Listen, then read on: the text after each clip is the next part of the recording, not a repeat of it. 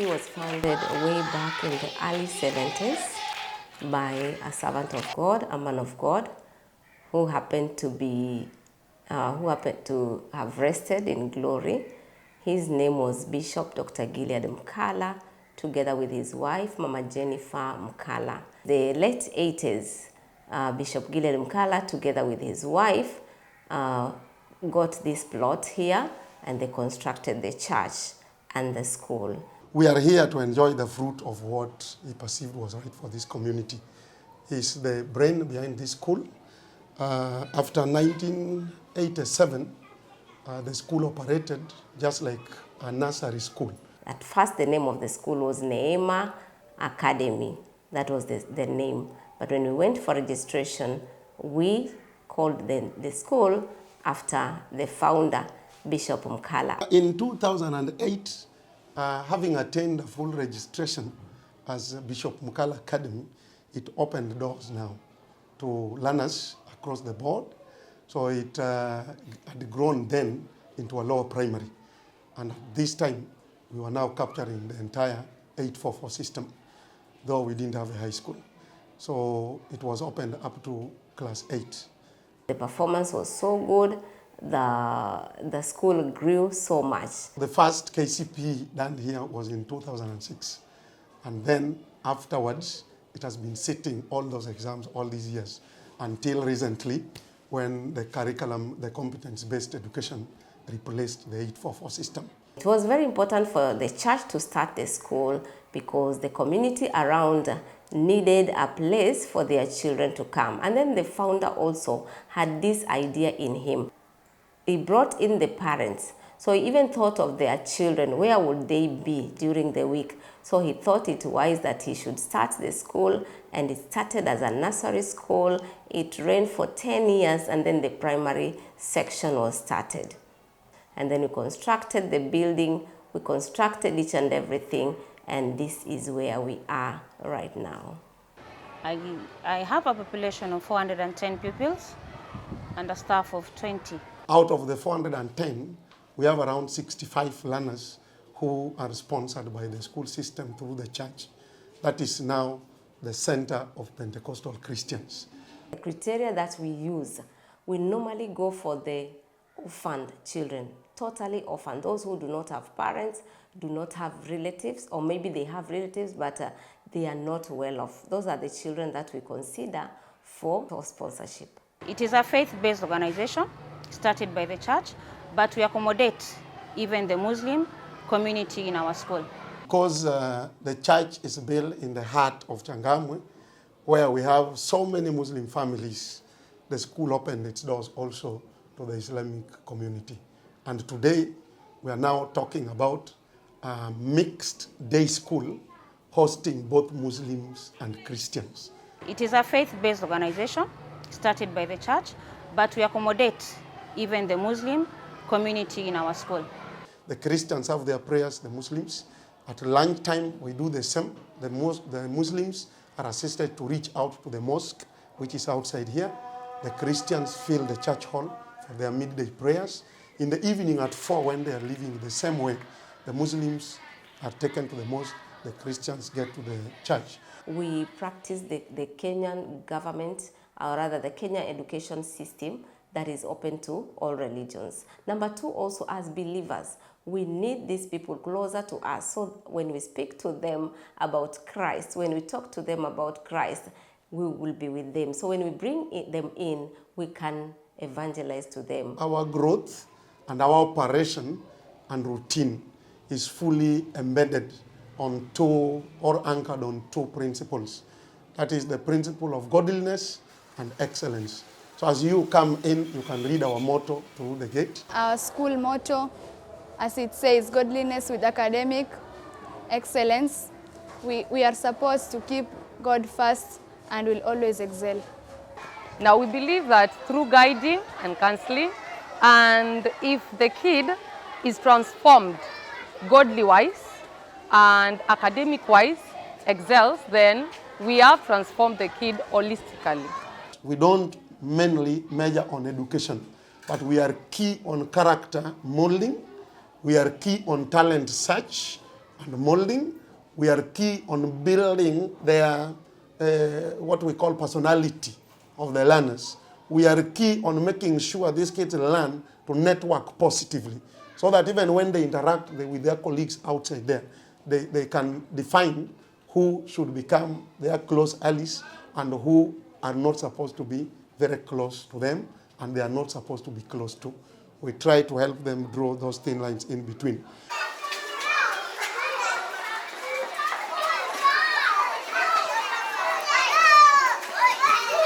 Right now, we have an ECD section. We have a primary school from grade 1 to grade 6, and we have a junior school from grade 7 to grade 9. So our first cohort of the competence-based education system are leaving grade 9 this year for the senior school next year in 2026.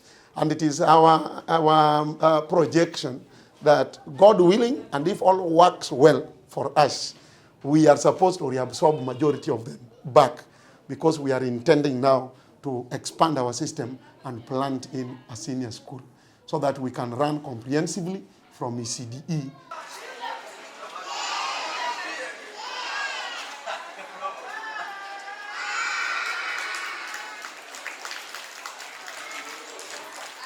Our routine runs from 6:30 in the morning to 5:30 in the evening. When we come that early at 6:30, we don't start normal routine lessons of teaching and learning. But there are activities we undertake, like there are morning devotions. We also undertake some library work with the learners. That is the time we press a lot on the artifacts of the policy of learning to learn, that learners must be helped to understand that teaching is not enough. They must know how to read for themselves. So we give them ample time to get a library hour. Why? We know in the morning when they wake up at home, many of them wake late when it is school time. So they rush to prepare themselves to come to school. Majority of them do not get time to read anything at all in the morning. So when they arrive here, we give them a quiet moment of silent reading, and they are assisted by their class teachers. The teachers are also cooperative. We are able to do research and are also able to communicate with them about our ideas. The teachers are making the learning more and more comfortable and entertaining. Our teachers stay with them in class. Every teacher is stationed inside the classroom with the learners, just to make sure there is maximum discipline and maximum assistance in case there is need. Because with the competency-based education now, learning and teaching has become child-centered. The teacher is now just a facilitator. So we keep teachers close to the learners to facilitate self-learning, self-realization, and self-actualization. In our school, we encourage child-centered learning, where the teacher learns through the pupils. We encourage child-centered learning.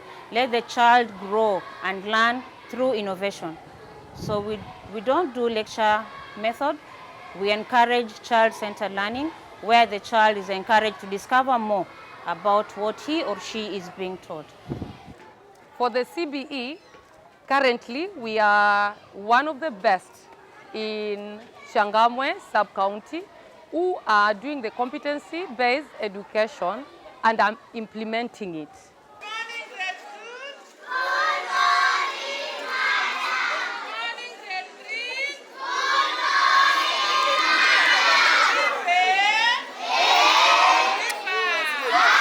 We have embedded this also with other programs, like guiding and counseling is key and a backbone to our discipline in the school.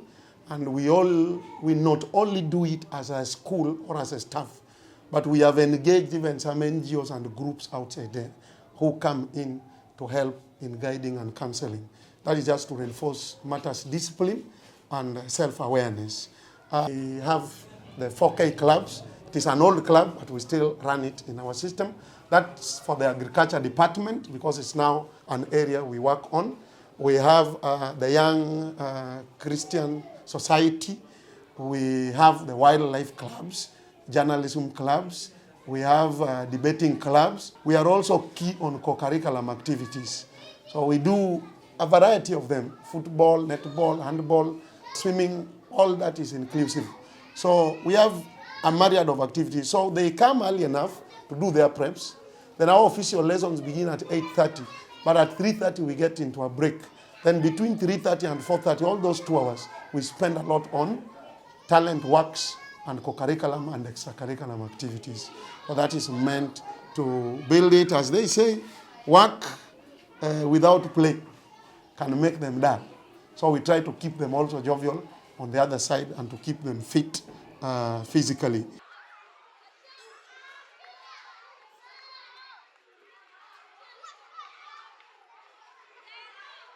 We are fully registered with the Ministry of Education to operate up to the ASS level. Right now, we are seeking approvals for the senior school, but we are still working on our facilities. Character building is our key agenda in this institution, and discipline is what we hold up. We have internal arrangements for a disciplinary committee. We have guiding and counseling programs. Academically, we have been doing very well. Our records are everywhere, even in the Ministry of Education. We have been at the top in the past in KCP performance, either in position 1, position 2, or in position 3. But in Mombasa West, we have been at the top most of the years. 2020, we were the best in Changamwe sub-county. We brought kids and taken them to national schools, that is Alliance Girls, Alliance Boys, Maranda, Kapsabet, and some are learning overseas. We are proud to be a school of excellence and a center of excellence in Mombasa West. We want to open our doors bigger and wider. So we are focusing in the future to have a senior school, and probably with the time to develop our system now to begin hosting even borders in this school and any other affiliate branch that we may open apart from this one, so that we can host more Kenyans and help more Kenyans and mold children to make a better citizenry for this country for tomorrow. In our plan as a school, in the nearest future, starting next year, we want to have a senior school, that is grade 10, 11, and 12, under our care. In the long term, we are planning to construct a senior school within our premises. In the long term, we need to expand more classes. Right now, we have one stream, but in the near future, we need to have more classes. We have around 21 staff members. 2 are casual laborers who we handle probably casually, but 19 are placed in the system and they are fully on the payroll. And we depend entirely on the little collections we make from the clients who are the parents to support the running of the school, provision of infrastructure, facility improvement, recurrent expenditure, and probably taking care of the needs of the learners, like provision of transport. We have some school transport in place. We have some lunch program in place, support to the library of the school, and the other salient needs for basic education. Our main vision is to create a future generation that will be self-reliant, global citizens that can be self-reliant all around. So we try all we can to bring up these kids holistically.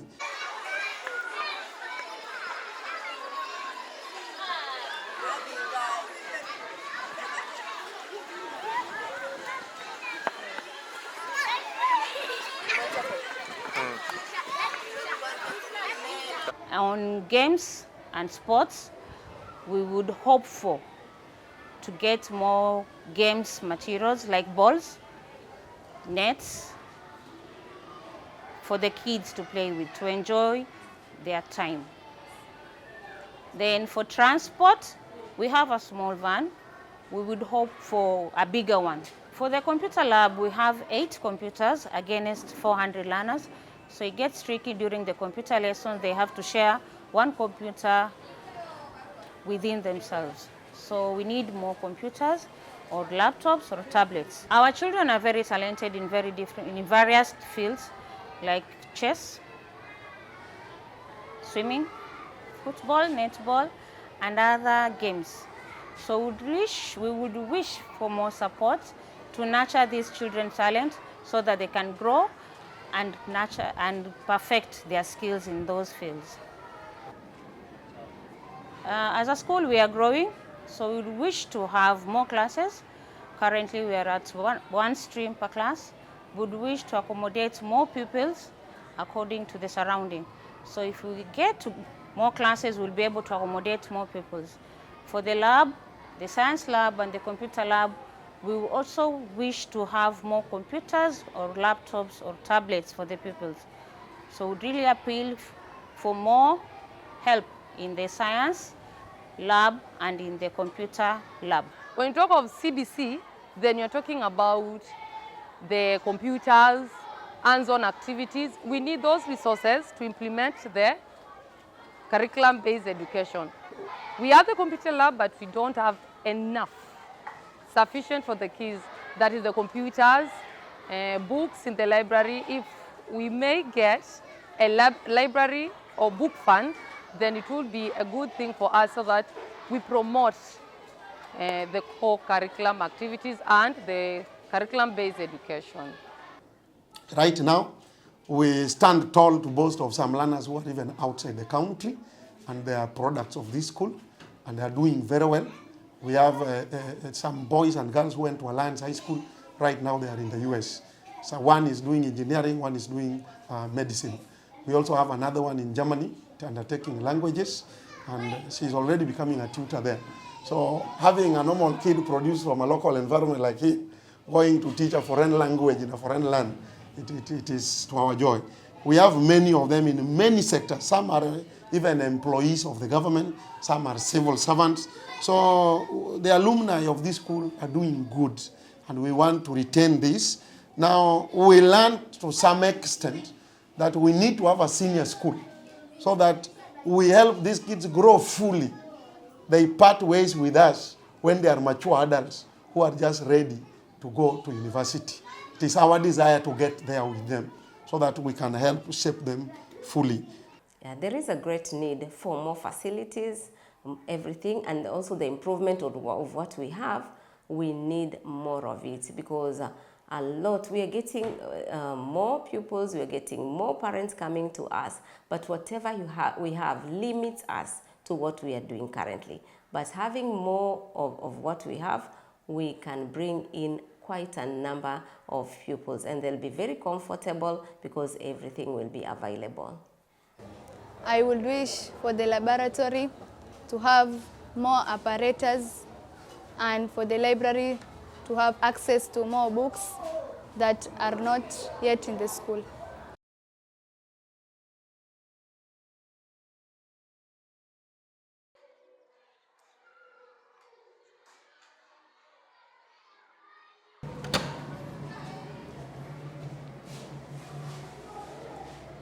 Oh, yes. Sai was explaining, this is our makeshift laboratory. It is the science laboratory that helps us serve the few science experiments that we do with the junior school students, and by extension, a few from the primary section.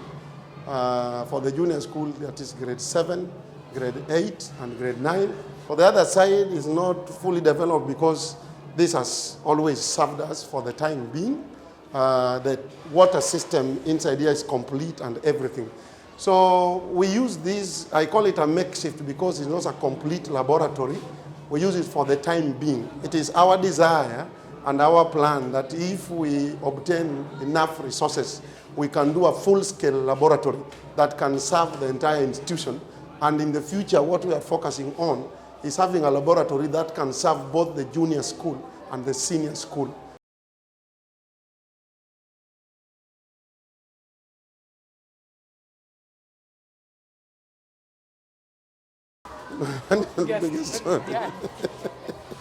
Story ya kuingia library. Yes. So here we are again. This is our small school library in this place that we are eyeing and actually planning to expand. We started stocking the course books for the CBE But early this year, we stopped the process a bit because there was a challenge with the publication of textbooks after the rationalization process that was done across the board towards the end of last year. So for the better part, the first quarter of this year, publishers have been working to produce the right books, and we have to be sure that what we are going to stock inside here are the books that have been authenticated by the Kenya Institute of Curriculum Development, that is KICD. So because of that, we put this to a halt. We got a few books that we can use with the teachers and the learners, but we could not allow parents to go getting textbooks full throttle because we knew some of those books may become redundant or probably useless at the end of the day. Again, there was this issue we saw also over the media that some publishers were not changing what was needed to be changed, but they were just rebranding their covers. So it sent also a chill of fear. Now, because of what we want, we put that to halt.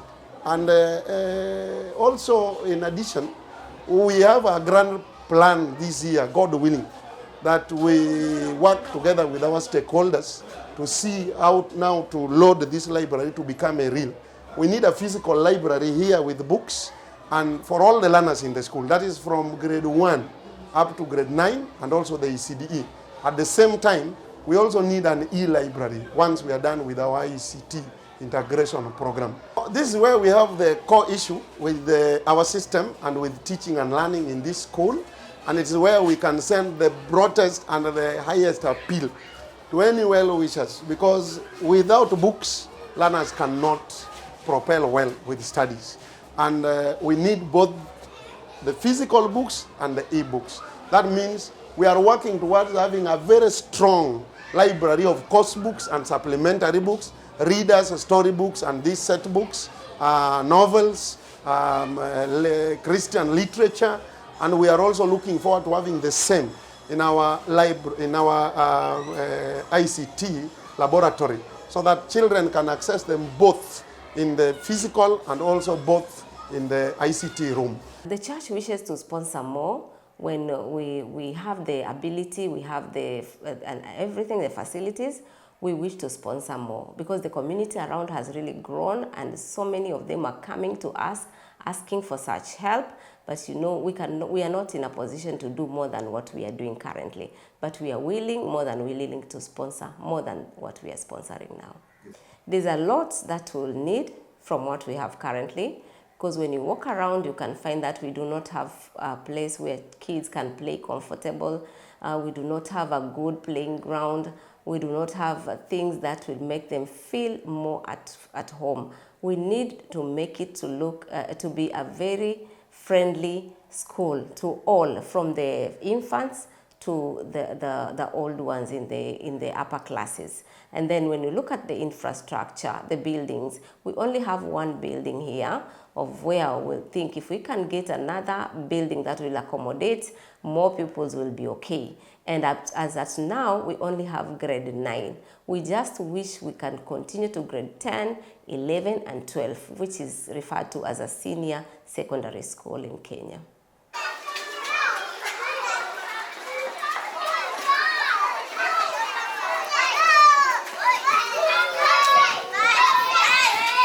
Bishop Mukala Academy will be a very good place in future because of the plans that we have and what we are thinking of doing. So we see the community coming to us in large numbers, and being under a church, it's a way of getting more people in the church. It's a way also of evangelizing, because as believers, we need people to know Christ. And they will not know Christ if we don't show ourselves to them. So when the place is complete, what will happen is that more people will come in, people will get born again, and hence we shall be accomplishing the vision of the founder who started by evangelizing and then bringing in the school in the compound. Our kids understand what it means, the thin line between living a moral life and an immoral life, the thin line between knowing God and not knowing God, and living a life that the society appreciates and a life that the society will condemn. It's very, very important to introduce or to have God being the center of everything in this place, and also the school, and to the little ones, because that is where discipline begins. The Bible says the fear of God is the beginning of knowledge. So when we start by telling them about God, when they come in, we teach them about God. It starts there. It builds their discipline, and then in future we take out to the nation of Kenya very able citizens, those who fear God, those who are born again, and those who also have education.